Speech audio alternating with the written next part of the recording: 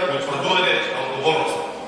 Од највисоко до најниско ниво, на сите кои имале обврска да делуваат, а не делувале.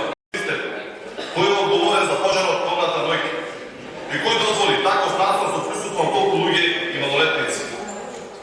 Клучна улога за безбедноста на граѓаните, за сигурноста на јавните слободи, за превенцијата и спречување потенцијални настани со огромни последици е во Министерството за внатрешни работи.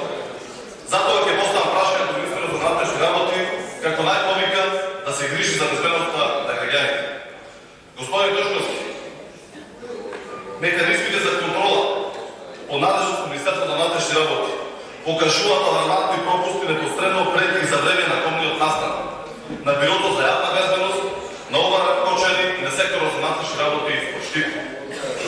Затоа ќе наборам неколку факти. Факт број 1. Во клуб кој биле должни да знаат дека не поседува валидна лиценца и не преземе буквално ништо. И уште е факт. Посмејањата на началниците, собственикот прво го реновирал клубот, па го отворил во ноември, исто така со јавна најава. Нема лиценца, полицајците оделе во акцијски контроли во било кабаре, а не спречиле ништо. Било кој функционер во Министерството за внатрешни работи, што има обврска вечерта и бил на функција, не е повикан на распит и не е опфатен во истрагата. И против колку луѓе за трагичната несреќа во Тетово за модуларната болница? Сакате да ви кажа? Нула. Нула кривични. Знаете против колку луѓе поднесоа кривични пријави? Против нула. Знаете колку кривични пријави се поднесени за трагичната несреќа каде што загинаа 45 луѓе во Бугарија? Во ваше време исто? Нула. Знаете против колку луѓе? Против нула. Знаете колку кривични пријави се поднесени од страна на Министерството за внатрешни работи против лица кои што биле или не биле инволвирани во рамки на онаа трагична несреќа Ласкарци? Нула. Знаете против колку луѓе? Нула. Сега. Но тоа нека ми служи вам на чест. Јас ќе говорам врз основа на факти кои што се утврдени до сега во рамките на истрагата, без да при тоа манипулирам никого.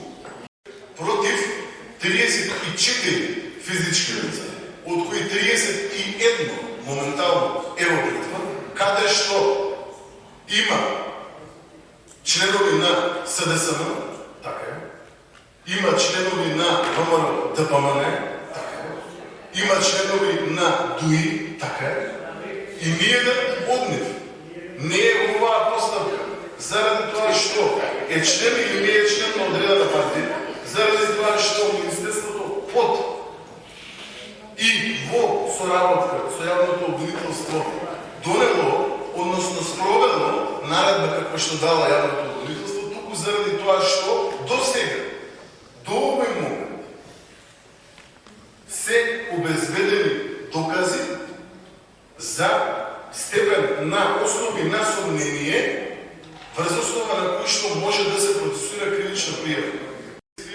од страна на јавното обвинителство и Министерството за внатрешни работи. За разлика од тоа што претходно овој орган бил должен да процесуира одредени надлежности кои што ги има особено со закон, а не ги процесуира. Ќе видиме зашто. Ќе видиме зашто и за тие. Владата кој ме предложи да се поднесете веднаш неотложителна оставка затоа што не дадовте никакви одговори на фактите кои што ги презентираме тука во Македонското собрание. Не сум задоволен одговорот и немам дополнително прашање. Го знаат некои полупатени што кои што читале, а кои што седат околу вас во рамки на фактите кои што вие ги манипулирате. Сега, делот на кој што го поставите како второ прашање, односно ако има било какво доказ кој што би го поврзиле со фактот дека истиот е член или активно придонесува во рамките на одредена политичка партија, со одветните постапки се разликува од претходно. Ама не одговор. Кој ќе ве разбере вас? Кој ќе ве разбере вас? Кој ќе ве разбере вас што сакате да прашате и кажете? Се одрешил одговара без разлика дали е градоначалник од ВМРО, без разлика дали е градоначалник од СДС, без разлика дали е министер од